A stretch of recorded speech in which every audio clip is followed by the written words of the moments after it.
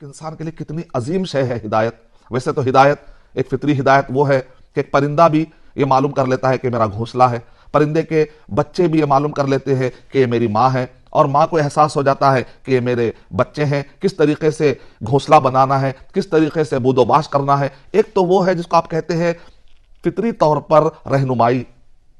جیسا کہ اللہ تعالیٰ نے آدم علیہ السلام کو جب اس دنیا میں اللہ سبحانہ و تعالیٰ نے بھیجا تو وَعَلَّمَ آدم الْأَسْمَاءَ كُلَّهَا کہ فطری طور پر اس دنیا کے بارے میں اللہ تعالیٰ نے معلومات دے دی، اور انسان تخلیقی افکار کے ذریعے سے اور اللہ نے جو اس کی فطرت میں چھپا کر رکھا ہے اس کے ذریعے سے محنت کرتا ہے اور نئی نئی چیزیں ایجاد کرتا چلا جاتا ہے اور اپنی ضرورتوں کو پوری کرتا چلا جاتا ہے. تو یہ تو ہدایت ایک فطری چیز ہے. ایک ہے ہدایت شرعیہ جس کے اندر اللہ سبحانہ و تعالیٰ کا تعارف، محمد صلی اللہ علیہ وسلم کا تعارف، اور مرنے کے بعد کے زندگی کا تعارف، اور زندگی گزارنے کا پورا ایک طریقہ شرعی طریقے سے.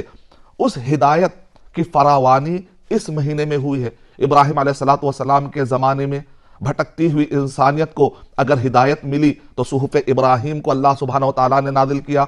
اسی طرح موسیٰ علیہ السلام کے زمانے میں بنی اسرائیل جب نافرمانی اور اسی طریقے سے تکبر اور گمراہی کے مختلف پگڈنڈیوں میں جب ادھر ادھر پریشان ہو رہے تھے تو اس وقت پر اللہ سبحانہ و تعالیٰ نے موسیٰ علیہ السلام پر تورات نازل کی، جس کے ذریعے سے بھٹکتی اور سسکتی انسانیت کو ایک راہ ملی.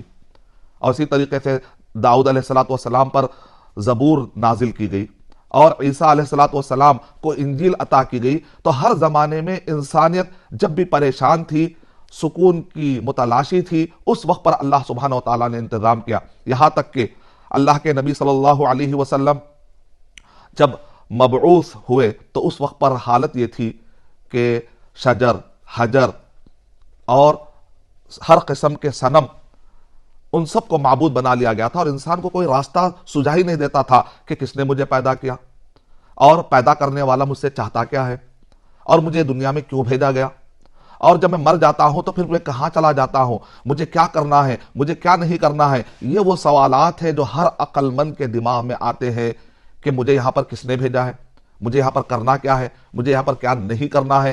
اور جب وہ دیکھتا ہے اپنے قریبی رشتہ داروں میں موت واقع ہوتی ہے تو وہ سوچ میں پڑ جاتا ہے کہ آخر مرنے کے بعد لوگ کہاں چلے جا رہے ہیں. تو مجھے کوئی ہدایت کی ایسی تلاش ہونی چاہیے کہ جہاں پر مجھے ان سارے سوالات کے جواب مل سکے. تو ان کتابوں کے اندر انسان کے ذہن میں آنے والے ان سارے سوالات کے جوابات ہوتے ہیں. تو آپ نے دیکھا اپنے انسان کی ایک بہت بڑی ضرورت ہے، جو سوالات، جن سوالات کو لے کر انسان پریشان ہوتا ہے. کیونکہ بہت سارے لوگ جب ہدایت پا جاتے ہیں تو ہم ان سے انٹرویو لیتے ہیں تو وہ کہتے ہیں کہ ہمیں کئی سوالات کے جوابات نہیں مل رہے تھے، قرآن مجید پڑھنے کے بعد ہمیں ان سوالات کے جوابات ملے. جب ہم سجدہ کرتے ہیں تو ہمیں بڑا سکون ملتا ہے، جب ہم نماز پڑھتے ہیں تو ہمیں بڑا سکون ملتا ہے. یہ سکون ہمیں گزشتہ 20 سال سے نصیب نہیں تھا، 30 سال سے نہیں، 40 سال سے نہیں، جبکہ وہ مالدار تھے، جبکہ ان کے پاس ہر قسم کی ان کے پاس آسانیاں تھی، اور اسی طریقے سے ان کے پاس ہر چیز مہیا تھی ان کے زندگی میں. گھر تھا، آپ دیکھیں بڑے بڑے بیک گراؤنڈ ہو یا اسی طریقے سے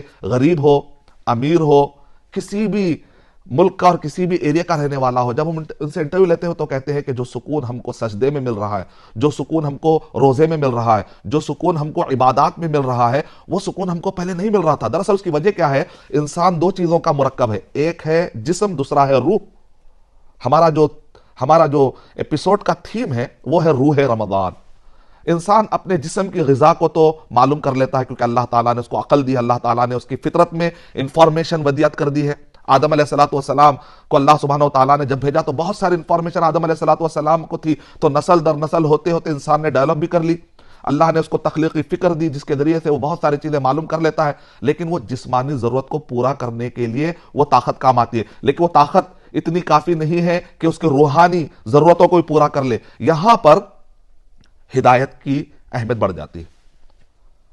مثال کے طور پر ایک آدمی اگر روٹی کھاتا ہے، چاول کھاتا ہے، اسی طریقے سے سیب کھاتا ہے، تو یہ زمین سے اگنے والی چیزیں ہیں، ظاہر بات ہے انسان مٹی کا بنا ہوا ہے تو اس کی ضرورتیں پوری ہو رہی ہے. لیکن جو روح ہے وہ اللہ سبحانہ و تعالیٰ کے حکم سے آتی ہے، اور جب رحم مادر میں 120 دن یا اور ایک روایت میں 121 دن گزر جاتے ہیں تو تب اللہ سبحانہ و تعالیٰ کے حکم سے روح پھونکی جاتی ہے. اس کا مطلب یہ نکلا کہ یہ جو روح ہے یہ کوئی مٹی سے بنی ہوئی نہیں ہے، یہ اللہ سبحانہ و تعالیٰ کے حکم سے آتی ہے، اور ہدایت بھی کہاں سے آتی ہے؟ اللہ سبحانہ و تعالیٰ کی طرف سے آتی ہے۔ اس کا مطلب میچنگ پوائنٹ، روح کے لیے میچنگ پوائنٹ ہدایت۔ صحف ابراہیم علیہ السلام کے زمانے میں، تورات موسیٰ علیہ السلام کے زمانے میں، زبور داؤد علیہ السلام کے زمانے میں، انجیل عیسیٰ علیہ السلام کے زمانے میں، اور قرآن مجید خاتم النبیین محمد مصطفیٰ صلی اللہ علیہ وسلم پر نازل کی گئی۔ تو قرآن مجید اور صحیح احادیث، اللہ کے نبی صلی اللہ علیہ وسلم پر وحی کی دو قسمیں، وحی مطلوع اور وحی غیر مطلوع۔ یہ تعلیمات قرآن اور صحیح حدیث جب انسان کے روح کے سوالات اور انسان کے فطری طور پر سوالات بڑھ جاتے ہیں، تو آدمی اس روح کی تازگی اور اس روح کی بالدگی اور اس روح کی ضرورتوں کو پورا کرنے کے لیے محتاج ہوتا ہے ہدایت کے سرچشموں کی طرف۔ اور اللہ سبحانہ و تعالیٰ نے ایک زبردست طریقے سے اس ضرورت کا اللہ سبحانہ و تعالیٰ نے انتظام کر دیا قرآن مجید میں، اور اسی طریقے صحیح احادیث میں انتظام ہے۔ اب قیامت تک ہمیں کسی اور ہدایت کی اب ضرورت نہیں ہے، اور یہ آخری پیغام اللہ کے نبی صلی اللہ علیہ وسلم پر اللہ سبحانہ و تعالیٰ نے اتارا ہے۔ تب یہاں پر غور کرنے کی بات یہ ہے کہ قرآن مجید اور یہ ساری کتابیں، ہدایت کا یہ سارا انتظام رمضان مبارک میں ہو رہا ہے۔ انسان کے جسمانی ضرورتوں کا انتظام تو سال بھر ہوتے رہتا ہے، لیکن ایک مہینے کو اللہ سبحانہ و تعالیٰ نے منتخب کر لیا، اور اس کے اندر اللہ سبحانہ و تعالیٰ نے ان ساری کتابوں کو نازل کرنے کا اللہ تعالیٰ نے فیصلہ کیا۔